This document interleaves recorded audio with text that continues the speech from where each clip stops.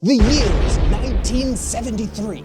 A gaggle of sweaty dweebs amass at a Wisconsin Comic-Con to witness two powerful mages, Dave Arneson and Gary Gygax, that's his real name, painstakingly combine the rarest gaming elements from myriad genres, conjuring what would become the most powerful game of the 20th century, Dungeons and Dragons.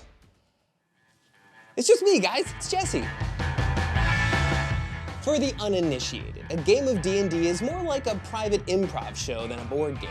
There's a dungeon master who designed a fictional badass fairy tale land and a handful of players who want to explore it. Now you're probably picturing dorks, dice, and Doritos, but in reality, D&D was born of sex, Satan, Tommy Hanks. Promise me you won't play that awful game anymore. D&D is a game that lets you pretend to be and do anything you can imagine. So naturally, after decades of the world's dorkiest minds on the case, some pretty jacked up lore has been established around how various mythical creatures smush. Allow me to introduce you to some of D&D's most iconic characters and their canonical fetishes. Drow are basically Addams Family elves. Everything dark and scary and cruel is actually good to them. For example, while in the womb, Drow fetuses will actually fight each other to the death, which, importantly, gives their mother an orgasm. Kobolds are angry little reptilian freaks who live to serve dragons. They're known to pal around with weasels to the extent that they sometimes contract weasel diseasels, the strong implication being that kobolds weasels. Aw, not now. D&D's lore is routinely expanded and retconned, so weird sex stuff like that would occasionally pop up from time to time. But in 2003, they straight up codified sexual depravity with the release of the Book of Vile Darkness. This is the book for you if you were looking to inject a bit of cannibalism, self-mutilation, necrophilia, or bestiality into the game you're DMing for 7th graders. To our jaded sensibilities, sure, who really cares who or how a dragon fucks? But for most of the 80s, D&D's parent company was hounded by morality police. By 1989, they finally caved. In a magazine article titled Angry Mothers from Heck and What We Do About Them, they explained that the company had caved to what they called Angry Mother Syndrome.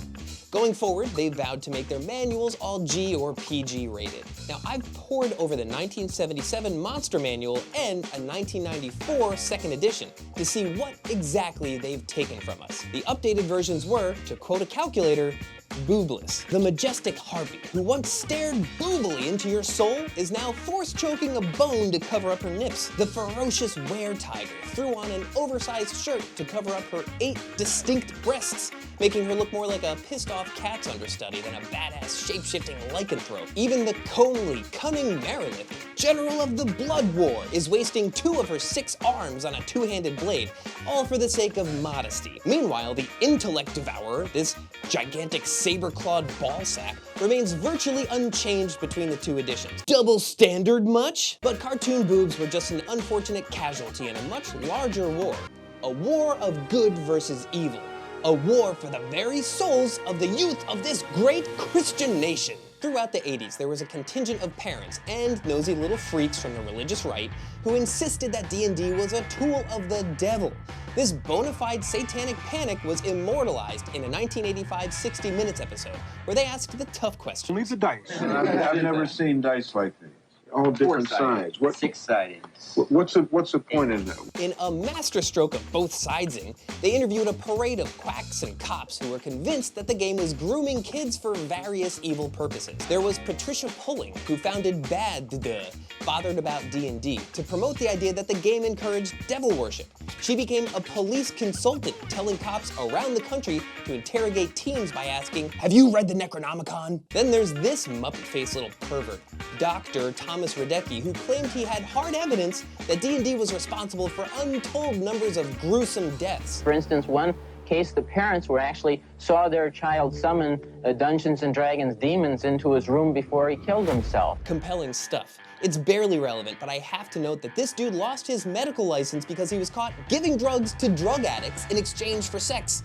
Oh, and also tricking 18-year-olds into loaning out their uteri? Anyway, the rise of D&D did happen to coincide with an increase in teen murders and suicides, but statistically, kids who played D&D were a lot less likely to be involved.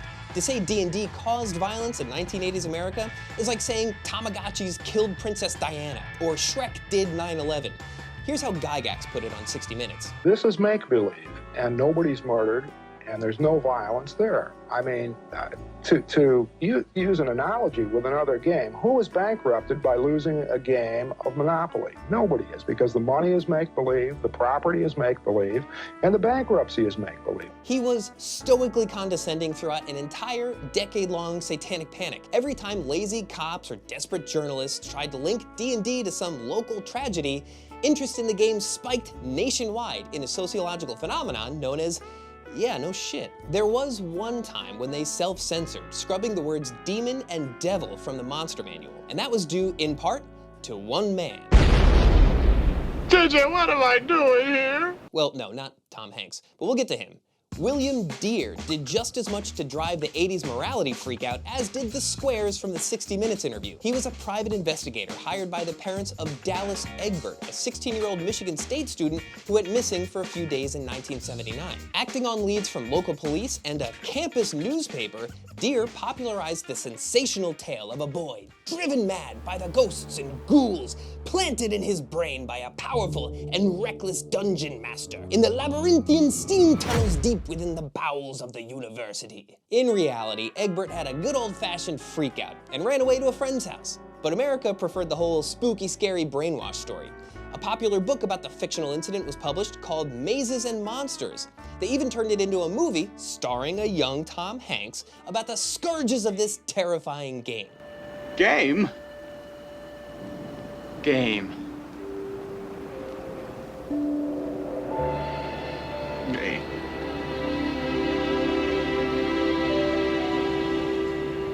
It's a perfect storm of confusion, ignorance, fear, and a middling budget. They tried to make role-playing games sound evil and undesirable, which naturally just made them look rad as hell. After half a century of adventure, it's safe to say that D&D didn't create unattainable beauty standards for were-tigers, or summon a Lovecraftian horror, or drive Tom Hanks insane. The only epidemic D&D probably is responsible for is adult onset improv classes, and for that, it must be held accountable. Thanks for watching this episode of CanonBall. Don't forget to like and subscribe and let me know about any messed up D&D sex stuff I should know about. Hell, go crazy with the headcanon. I want to hear about how many orcs your level 9 bard has crooned the pants off of.